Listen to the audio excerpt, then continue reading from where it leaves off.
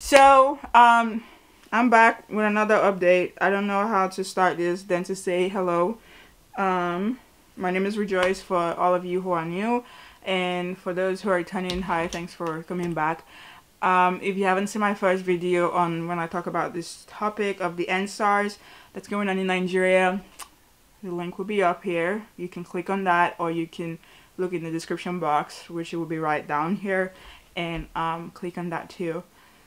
So, this past week was absolutely terrible, absolutely awful. I think I'm much more composed because I was able to protect my mental health and state by logging off Instagram. I'm still logged off. Still need that like sabbatical from that. Twitter is still there, but like I don't really spend a lot of time on Twitter. And then Facebook, there's nothing there, and Snapchat too. So I think I'm a little bit more like I'm trying to understand, but I don't think I can understand fully what's going on with this human race of constant violence, the need to exercise power over stuff, and just it's just a cycle of corruption and madness, really. So this past week was like all hell broke loose. Well, in Lagos State, which is one of the states in Nigeria, the governor, which Lagos State is pretty big, I would say, in relative to a state here in America, I would be like maybe New York, maybe. I don't know how Texas is, but I would say Lagos is pretty big. Lagos was one of the former capital of Lagos is the former capital of Nigeria. So this protest, the protest that has been going on this couple of weeks has been really peaceful. No cause for nothing, because all these people want is one thing: a right to live, a right to have a good future. Nothing, as no violence whatsoever. But of course, the people that have power, that feel like they need to have put their voice in something that's not right, they of course hire hoodlums, and that cause like a disruption, making it look like all this protest, what they're doing is just causing violence and everything. But on Tuesday, was it Tuesday or Monday night, or anyway, maybe it was Tuesday night going to Wednesday. I didn't know what was going on. I wasn't on Instagram not much, but all of a sudden I see one of the people I follow was crying on Instagram, and I'm just like, what's going on? Then I hear about the Lekki Toll massacre, and Lekki Toll Gate is one of the like the passageways, I guess it's a toll gate in a city like in Lagos. So Lekki Toll Gate is one of the areas where the protest has been going on, and it's been peaceful so far, or the entire thing. But there was a curfew. The governor put in a curfew at 4 o'clock, and then they changed it to 9 o'clock, which makes sense because if I was going to work or something, there's traffic in Nigeria, all roadwide type stuff, and Lagos it's awful. But with the protests, there's been terrible traffic. So putting it to 9 o'clock kind of makes sense, kind of gauge that.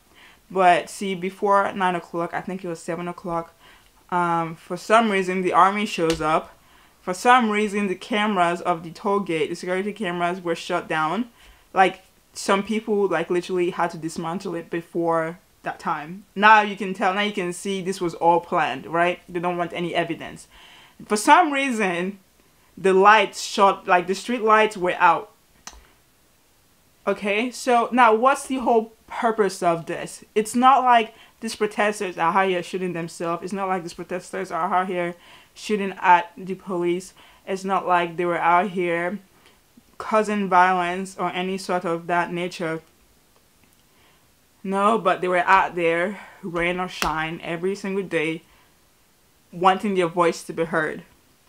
Now, the army starts shooting at protesters, people who had nothing except the Nigerian flag and were singing their country's anthem. That broke me.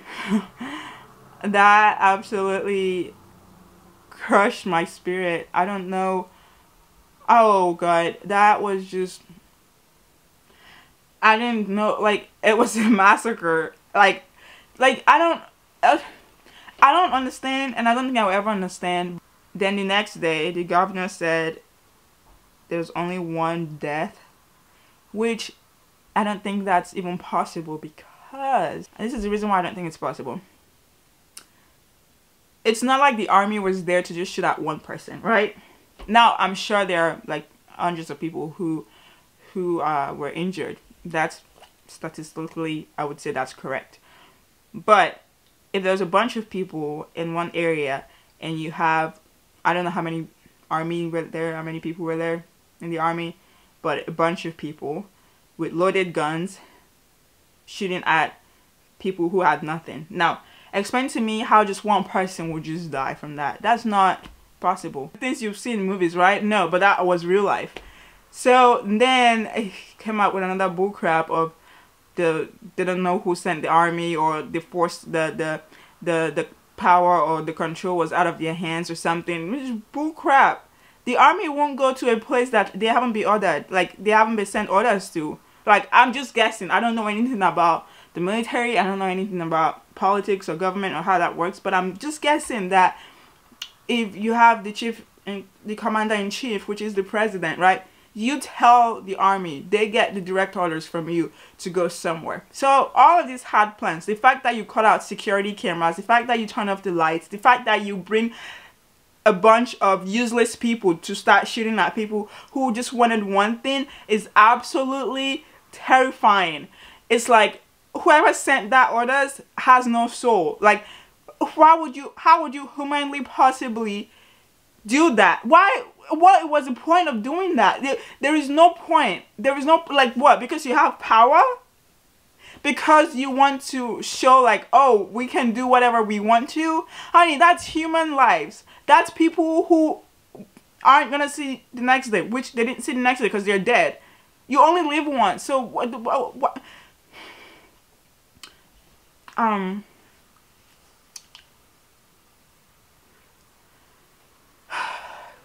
And then a couple days after, the president talked, but what did we expect the president to say? Oh, I'm sorry, I sent the army, or oh, forgive me for not listening to y'all. I'll start to listen. No, see, he didn't even mention the lives that were lost. He didn't even. I don't even know what he said.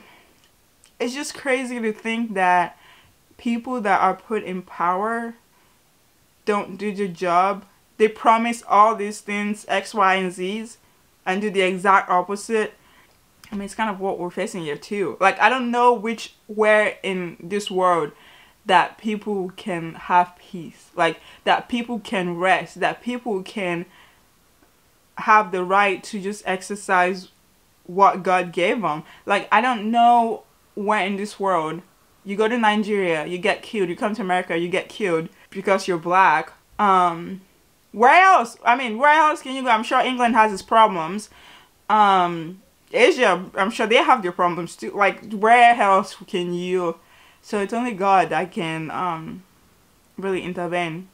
And I feel like a change is coming, but I don't know how or where, because I don't know. And then another thing happened, apparently. So, you know, when coronavirus was still, like, rampant, well, it's still a thing now, but when the whole world shut down, like, bam, like, everything is gone, the Nigerian people were supposed to receive, well, I think they were supposed to receive some things that could help them, right? Like food or money or whatever. Just like how they did stimulus check here, but I don't know. They had like a money design designated for the Nigerian people. But come to hear that there's food, boxes of noodles, boxes of food stored in the warehouse and not distributed to the people that it's actually meant for. So Now, what kind of nonsense is that? You had this the entire time. You didn't give the people. See, what kind of nonsense is that? So I don't know. That's just a little update. I really don't know what else to say, but I would say that I pray that this ENDSARS is not in vain. I pray that those who lost their life is not in vain. I pray that there's an actual change, because again, like I said in that last video, I believe that if there's a change that comes with it, it would be the beginning of a beautiful transformation, because SARS, that's just a tiny speck as to what's going wrong in Nigeria. We have unemployment, there is no food, there is no really steady education, I'd say. Like, there is, the healthcare is trash. It's just so much. And so if ENDSARS, if this movement was to have a change, I honestly totally believe that God is working in Nigeria. I mean, I'm not there, but that doesn't mean I can't pray or I can't seek the Lord's face over this issue. But anyway, this is all I've had. This is all that's going on in my head. I haven't been on social media much because my mind, my brain, my mind really needs just take a break and stop and just take a break. But I will link down videos of, I'll link down what the president talked about if you all want to hear that, and then just some other stuff that I find useful. So there's so many things you all can do. You can share posts, you can donate, you can pray. If you've started donating or if you're interested in donating, I will put a link down. I've never done Bitcoin before in my life. I literally never. This was the first time I did some kind of Bitcoin transaction using Cash App, and I followed the instructions and stuff like that, and so that was good. But because they need help, like especially with those who are injured, like with medically, they need help with that. And so I don't know. I hope next week I don't have to come over here and talk about, I don't know. But anyway, that's all I've got to say. Thanks for watching this video, and I'll see y'all in my next video. Y'all see how calm I am and more composed. I hope all what I said made sense. And yeah, I'll see you guys in my next video. Peace.